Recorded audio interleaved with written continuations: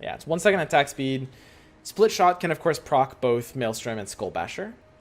So let's assume that Split Shot is hitting 2 additional units per attack. That puts our attack speed at 50% higher than Arc Warden's effective, which means that with higher attack speed, you want the shorter cooldown, basically. Because she gets really throttled by the Skull Basher's 2300 millisecond cooldown. Whereas Maelstrom's internal cooldown is 200 milliseconds. It's tiny.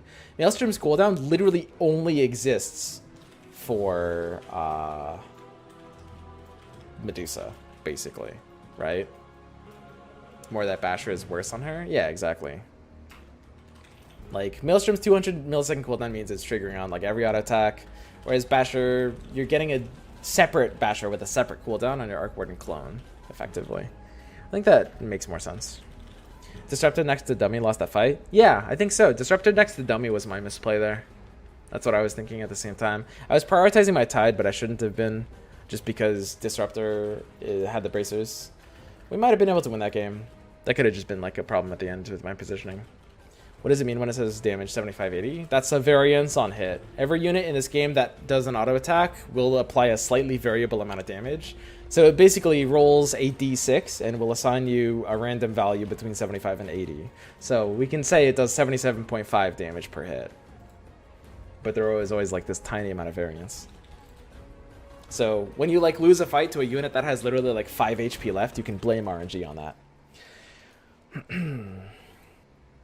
Level cap up to 99. I didn't get a lot of XP all at once. So they didn't add more rewards to this. They just uncapped it and they'll add more rewards later.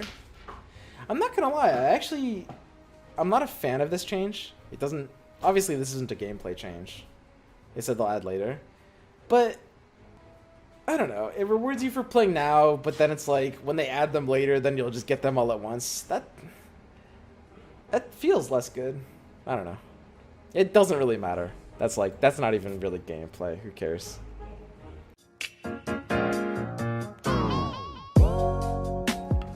I can't seem to be able to win if I pick hunters where they're 3 or 6. Are hunters bad, or is it me that's bad? Hunters are bad in general. 3 hunters is okay. 3 hunters is honestly fine. It kind of needs to be a specific 3 though. I mean, what even are the 3 good hunters? Medusa, Mirana, and Beastmaster, I guess. Like I said, I mean, I'll lock for this kind of thing 2 good things and a decent kicker. It's like Venomancer is good. Tiny is solid. It's an easy lock for me. Do you think this game is going to spike back up in popularity when it leaves beta? I don't know. I mean, spiking up in popularity usually comes down to the company putting marketing into the game. Marketing is an ambiguous term. People say Valve doesn't do marketing, and they sort of kind of don't. But I would rather say they do it in a different way. I mean, when you look at like Dota tournaments like TI is all marketing. That's what it is. They're spending money to promote their game and, you know, incentivize their top players to play more and give it more of like a scene. It's like a big, you know, look at this game, check it out. It's cool esport, right? Like that's what that is. And, you know, TFT may do marketing in the form of paying some streamers, big streamers to play the game. That is also marketing, right? I will say at the end of the game, at the end of the day, like popularity comes down a lot to marketing, and it just comes down on like whether they're gonna do like a tournament scene. I think that if they push like some kind of tournament circuit for this game, if they make it, you know, if they kind of smooth out the edges in this game, I think it has the potential to be an esport. I don't think it's going to be... People always ask me, like, is this game going to be an esport? Not even just Underlords, but any game I'm playing at the time. And the answer is kind of the same. It's like, it's not going to be as big of an esport as Dota, but if Hearthstone can be an esport, then, I mean, Underlords easily can. You know, it depends, like, what your criteria for esport is, right? I think that, you know, this game can be a esport. Not going to be, like, super huge. But if they push it, if they give it like, you know, a tournament circuit, if they give it like a compendium type thing, I think this game could easily hit some kind of like minor popularity spike. It's never going to be as big as like TFT, but I think that it could easily be like, I mean, it'll make up for the numbers it lost probably. just from like people getting bored of it. Does Valve pay to play this game? I fucking wish.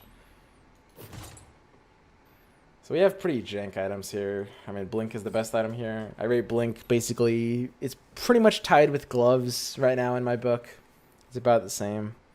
And I mean, we even have a Veno, so it's kind of okay putting it on us. Why the heck not? Pudga is pretty solid. So we have a really good round 5 board, which is 3 warriors plus Veno pairing savages. Until then, we'll just have a casual Pudga instead of the Tusk. Press tab to see if there's any target buddies. No target buddies means we don't really have to move, so we can chill here. Veno with Blink can go in the corner. It's a little bit better being in the corner, because if someone has a Slark, the Slark has a 50-50 chance to actually blink here into nothing, right? If Slark jumps first and then Veno blinks, then Slark will have to walk a few steps before attacking. So this is why people put their blinkers in the corner. It's just a little bit better. Otherwise, it doesn't really matter.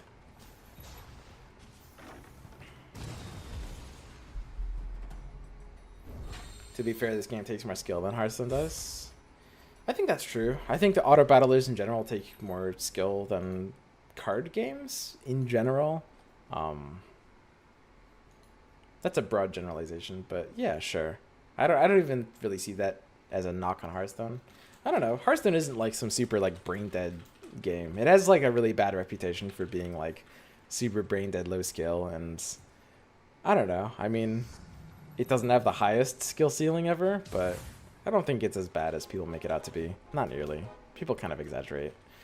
So the round 5 interest point is an option we have here. It's rare that I do this. This is like the epitome of greed here. It's like, don't do this. You should be leveling on 5. This guy's got 2 stars. We could lose. You're supposed to like level on 5 and hit your streak.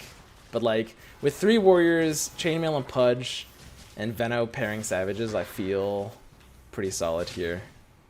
Like the warriors give me great slowdown, and the Veno will just carry my DPS, especially with Blink. Like, look at this DPS monster, dude.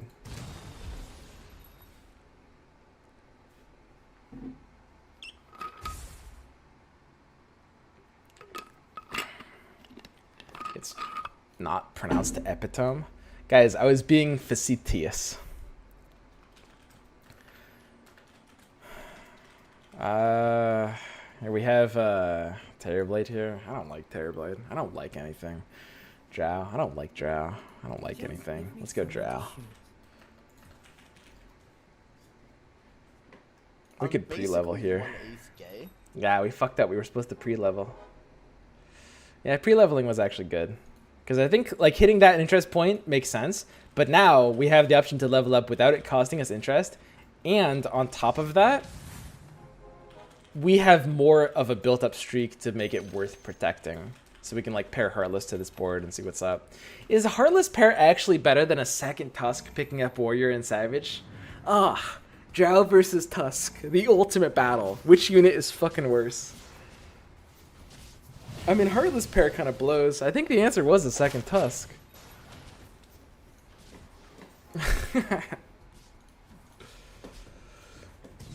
Yo, Trash Dabs, welcome to the 1/8 Gay Club, buddy. Is it a coincidence that you picked all the units that had passives from that pack? Or are you saying I'm a bug abuser?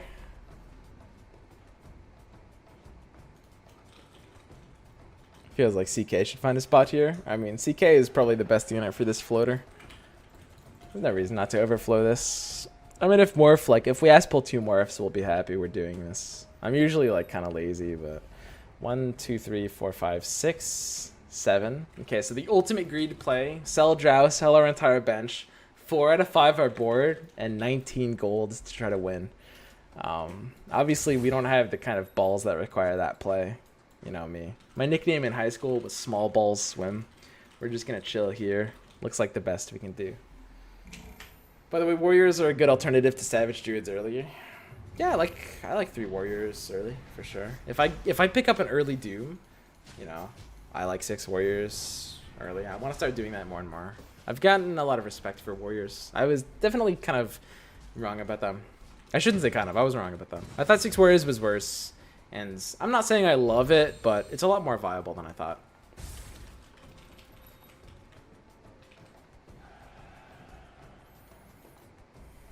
Could this possibly compel me to pick this Juggernaut?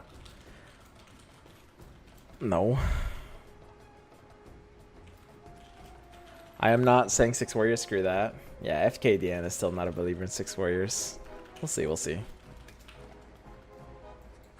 I think Pudge can actually just Omega tank with 1000 HP and Chainmail. I'm happy stepping everything back one. So we can see here, we kind of want Pudge to be a little bit more centralized, while CK can kind of come in a bit more on the side. We want to make sure our positioning is good for the top board. And this looks pretty good. We want to make sure we can beat the top board. So this guy's level 2 Morph, which is spooky. But he's not completing mages, and he doesn't have a Quap, so I'm not really scared. We lost our Venom. Okay, we lost. Why did I say I wasn't scared? This guy has 3 2-stars. Whatever. So I think I still like leveling. I don't know. I mean, here's the thing. It's like, even if we don't have a streak to protect, it's still odds.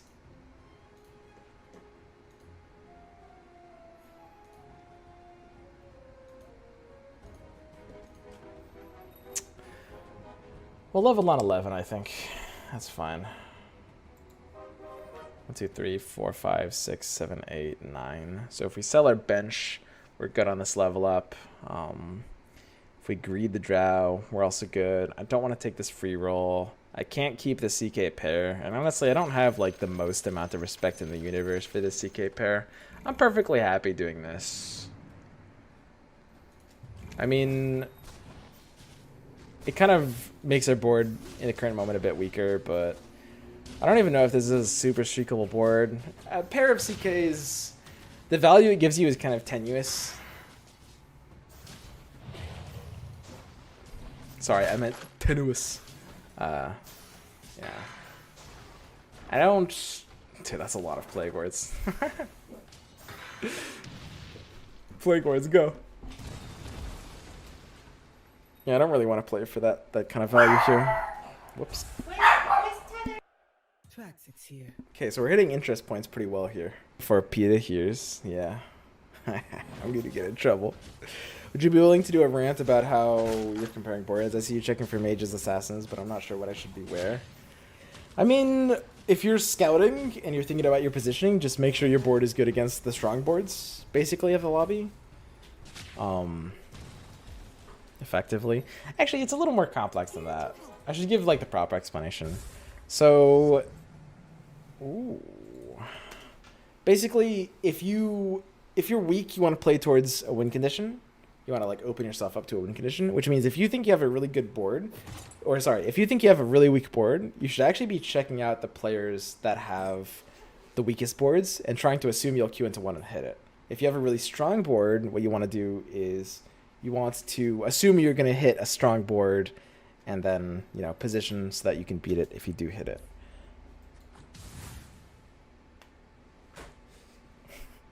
What am I doing? 1, 2, 3, 4. I could be in 4 Savage.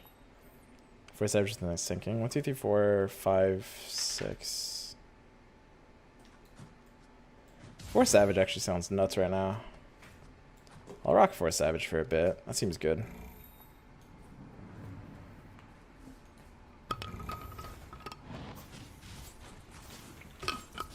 Does your girlfriend approve of your long distance relationship with Panda? Yeah, she knows she can't really compete there. Which? That's what's Panda? Yeah. Well, yeah, he's got a good body like that. Yeah. Yeah, she knows what's up. That was she knew what she was getting into.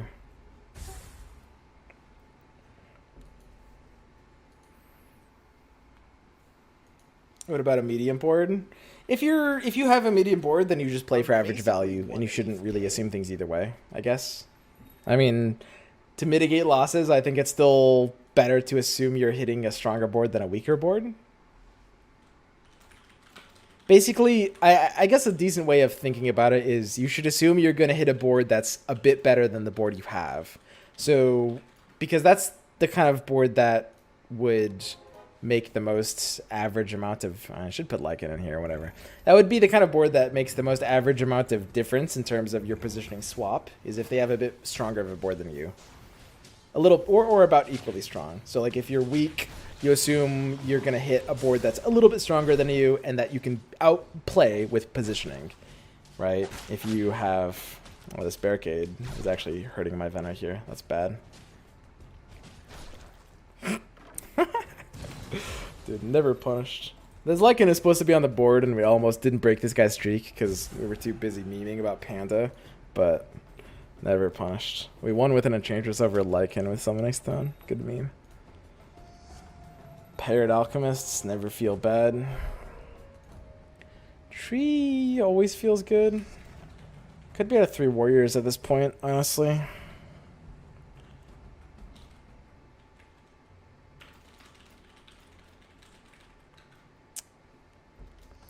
Nah, I don't think so. As much as I like Tree, level 1 Tree and level 1 Anch doesn't feel better than the 3 Warriors. This is probably fine. My Venom got kind of like, you know, ducked again. My lose condition is kind of like Venom exploding early, which means maybe I should play a bit more careful. Position him a bit in back or something.